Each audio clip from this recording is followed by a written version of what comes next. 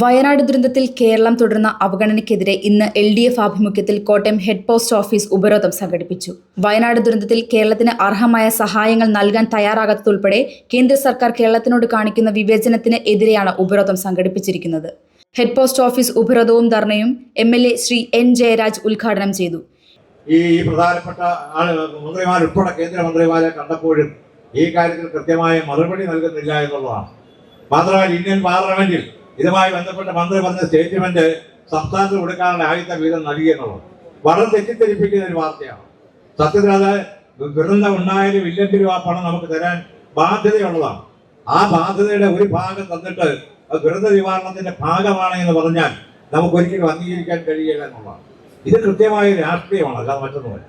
ജനാധിപത്യ രാജ്യത്തിൽ ജനാധിപത്യമാണ് നടക്കുന്നത് എങ്കിൽ സ്വാഭാവികമായി ജനപ്രതിനിധികളും ഭരണാധികാരികളൊക്കെ തന്നെ ബന്ധപ്പെട്ട വിഷയങ്ങൾ കൃത്യമായി തന്നെ അവതരിപ്പിക്കുകയും കേന്ദ്രം ഇവിടെ സൂചിപ്പിച്ചതുപോലെ നിങ്ങളെ സഹായിക്കാമെന്ന് പ്രധാനമന്ത്രി ഉൾപ്പെടെ വന്ന് കാണുകയും കാര്യങ്ങൾ ദുരന്തമുഖം കൃത്യമായി കാണുകയും ചെയ്ത് മനസ്സിലാക്കി അതിനുശേഷവും 2241 കോടി രൂപയോളം സംസ്ഥാനത്തിനുണ്ടായ ഈ വലിയ ദുരന്തത്തിന്റെ ഭാഗമായി നമുക്ക് ലഭിക്കാനുള്ള ഒരു പാക്കേജ് പ്രഖ്യാപിക്കണം എന്നുള്ള നമ്മുടെ അവകാശങ്ങളും ആവശ്യങ്ങളും തീർത്തും നിരാകരിച്ചുകൊണ്ടുള്ള സമീപനമാണ് കേന്ദ്ര ഗവൺമെന്റ് എടുക്കുന്നത്.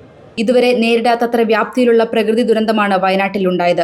ചൂരൽമലയിലും മുണ്ടക്കയിലും അട്ടമലയിലും പുഞ്ചിരിമട്ടത്തെയും ജനവാസ കേന്ദ്രങ്ങൾ ചരിത്രത്തിന്റെ ഭാഗമായി. കേന്ദ്ര സർക്കാർ നയങ്ങൾക്കെതിരെയാണ് പ്രതിഷേധം നടന്നത്. ദേശീയ ദുരന്തമായി പ്രഖ്യാപിക്കണമെന്ന കേരളത്തിന്റെ ആവശ്യം പോലും കേന്ദ്ര സർക്കാർ പരിഗണിച്ചിട്ടില്ല.